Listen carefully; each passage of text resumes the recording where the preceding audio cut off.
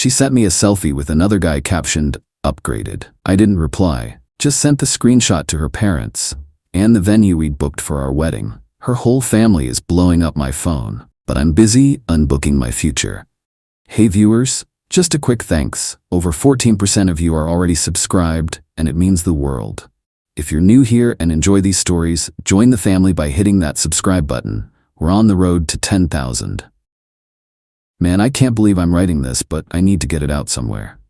This whole mess started about a month ago, but really blew up 3 weeks ago. My fiancée Stephanie and I were supposed to get married in 3 months. We'd been together for 2 years, engaged for 6 months. Everything was planned, paid for, and ready to go. I thought we were solid.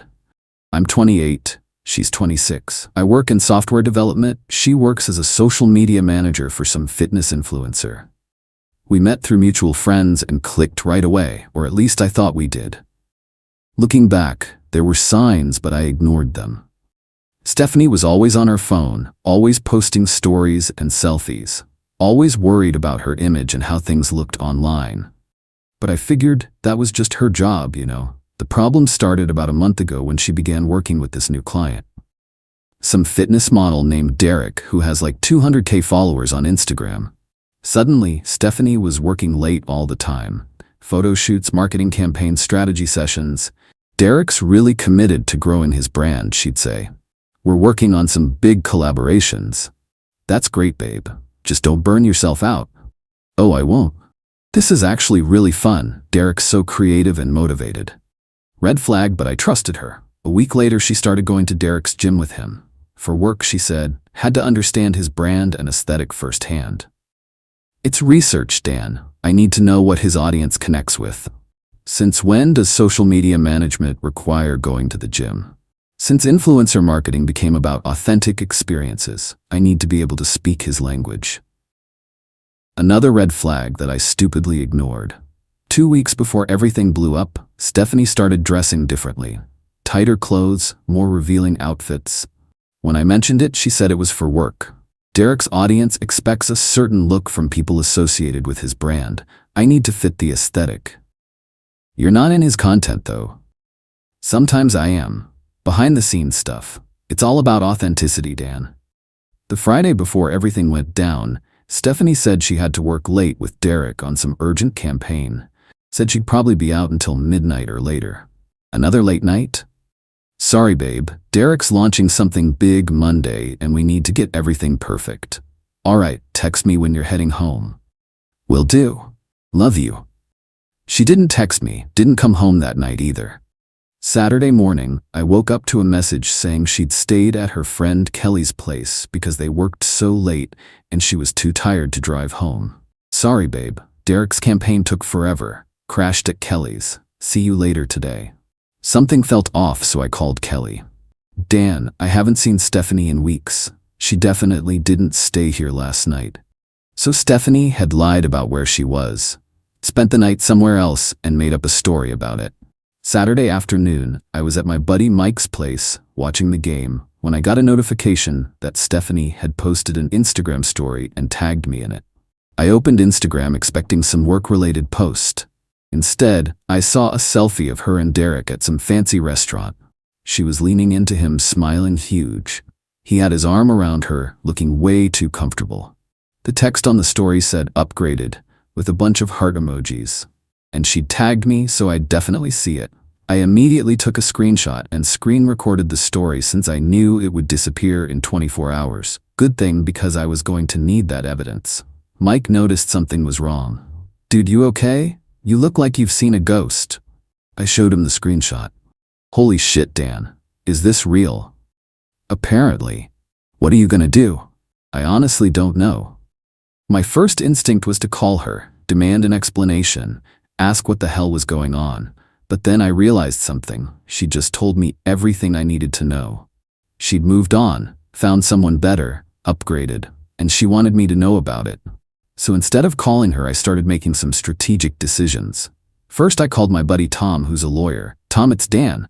I need some quick advice about wedding contracts. What's going on? I explained the situation and sent him the screenshot. Dan, that's brutal. What do you want to know? If I cancel everything, what am I liable for? Depends on the contracts. Generally, you're on the hook for cancellation fees, but if you can prove cause like infidelity, some vendors might work with you. What counts as proof? That Instagram story is pretty damning evidence. Send that to vendors when you cancel. Might help with refunds. Next, I called Stephanie's dad, Robert. We'd always gotten along well, and he'd helped pay for part of the wedding. Hey Robert, it's Dan. I need to talk to you about something serious. Of course, Dan. What's up? Stephanie posted something on Instagram today that I think you should see. I'm gonna text it to you. I sent him the screenshot. Dan, what am I looking at? Who is this guy? Someone she works with. Based on the caption, I think our relationship is over. Dan, I don't understand. You're getting married in 3 months. Not anymore, Robert. Long pause. Dan, let me call Stephanie and figure out what's going on. Don't do anything rash. I'm not being rash, I'm being realistic. After talking to Robert, I called our wedding venue, Riverside Manor.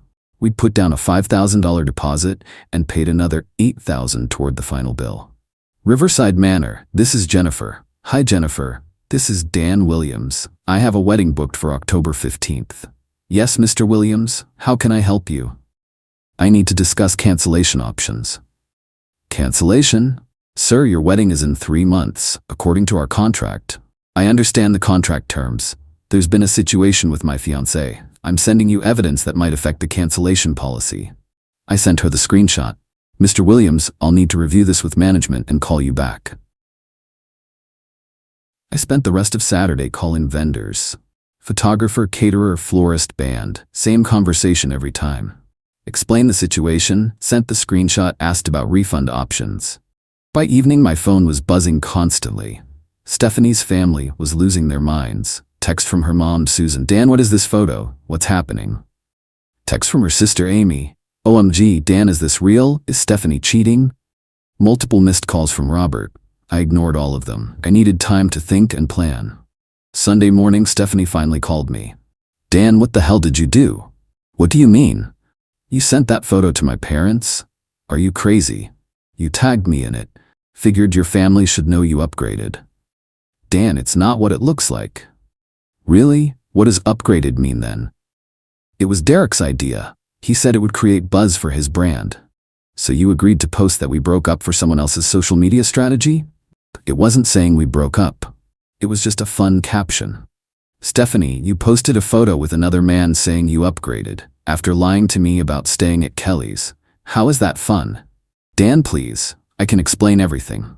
There's nothing to explain. You made your position very clear. I didn't make any position, it was just social media. Was staying at Derek's place Friday night just social media too? Silence. That's what I thought. Dan, nothing happened. Stephanie, even if nothing physical happened, you emotionally cheated and then announced your upgrade publicly. We're done. Dan, please don't do this. I hung up. Sunday afternoon, I got callbacks from most of the vendors. Jennifer from the venue called first. Mr. Williams, I spoke with our management about your situation. And?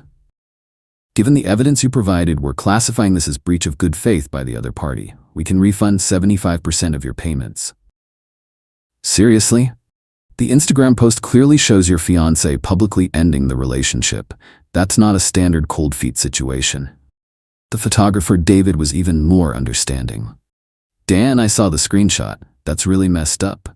We're refunding your full deposit. David, that's incredibly generous. My wife said if I didn't refund everything after seeing that photo, she'd divorce me too. The caterer agreed to 60% refund. The florist 50%. The band kept the deposit but didn't charge the cancellation fee. All told, I recovered about 70% of what we'd spent. Much better than I expected. Sunday evening, Stephanie showed up at my apartment crying. Dan, please, we need to talk about this rationally. I thought we covered everything on the phone. No, we didn't. You're ruining everything over a misunderstanding. What's the misunderstanding? That you upgraded to someone else? It was just a social media post, Dan. It doesn't mean anything. It means enough that you tagged me to make sure I saw it. Derek suggested that. He said it would get more engagement if people thought it was real. So you agreed to fake a relationship upgrade for social media engagement? It wasn't fake. It was just exaggerated. Stephanie, you're a social media professional. You know what that post communicated to everyone who saw it. I didn't think about how you'd react. You didn't think about how your fiancé would react to you posting about upgrading to another man? I thought you'd understand it was work. Work doesn't involve staying overnight at clients' houses. I fell asleep on his couch. And work doesn't involve posting relationship content with clients. It was just one post. One post that ended our relationship. Dan, please. I'll delete it. I'll stop working with Derek. I'll do whatever you want. I don't want you to do anything. I want this to be over. Dan, you're throwing away 2 years over social media. I'm protecting myself from someone who thinks publicly upgrading from their fiancé is appropriate professional behavior. She cried and begged for another hour, but I didn't budge. Finally, she left. Monday, I took a personal day and finished canceling everything. Got final refund confirmations from most vendors. Started looking into breaking our apartment lease since both our names were on it. Monday afternoon, Amy called. Dan, Stephanie's devastated. She's been crying for 2 days. I'm sorry she's upset, Amy. Dan, this is all just a big misunderstanding. She was doing her job. Amy, her job is social media management, not relationship management. She says Derek pressured her into the post. Amy, Stephanie's been in social media for 3 years. She knows exactly what messages her posts send. But she loves you, Dan. She wants to fix this. There's nothing to fix. She chose Derek's brand strategy over our relationship. Dan, please. The whole family's involved now. We've all taken time off for the wedding. I'll pay for any non-refundable travel expenses. It's not about money, Dan. Then what's it about? Family, forgiveness, second chances. Amy, your sister is relatively new to social media management and got pressured into something that destroyed our relationship. That's not a mistake, that's poor professional judgment. Tuesday, Robert called one more time. Dan, I talked to Stephanie extensively about what happened. Good for her. She admits she used poor judgment, but insists nothing physical happened. Robert, even if that's true, she still chose to publicly announce she'd upgraded from me. She says it was for work. Robert, she's still relatively new to professional social media management and made a career-damaging mistake, but she knew enough to understand what that post communicated. Dan, people make mistakes. This wasn't a mistake. It was a calculated decision to create buzz using our relationship. She's willing to quit working with Derek. It's too late for that. Dan, you're letting pride destroy your future. I'm letting reality inform my decisions. So that's it? One social media post ends everything? One social media post that communicated she'd found someone better and wanted everyone, including me, to know it. It's been 3 weeks since the Instagram story. I've blocked Stephanie everywhere. The vendors finished processing refunds. I found a new apartment and moved out last weekend. My friends have been supportive. Mike especially keeps reminding me I made the right call. Dan, anyone who posts that kind of content about their relationship isn't ready for marriage. I know, it just sucks that it took this to figure it out. Better now than after the wedding. Tom the lawyer helped me navigate the apartment lease break. Turns out, since both our names were on the lease, I was still liable for my portion, but I found someone to sublet my half quickly. I started therapy last week to process everything. The therapist said my response was actually very healthy. You set clear boundaries and enforce them without trying to control her behavior. That's emotional maturity. It doesn't feel mature, it feels like my life exploded. Your life changed because you refused to accept disrespectful treatment. That's actually growth. Yesterday, I reactivated my dating profiles. Not because I'm ready for anything serious, but because I need to start thinking about moving forward. The whole experience taught me that social media reveals people's true priorities. Stephanie chose viral content over relationship respect. Chose professional buzz over personal commitment. She wanted to upgrade publicly, so I upgraded her to ex-fiancé status privately. Sometimes the best response to public disrespect is quiet dignity and strategic action. Stephanie thought that Instagram story was just marketing. Turns out it was relationship-ending communication too. My future is officially unbooked, and honestly, I'm relieved.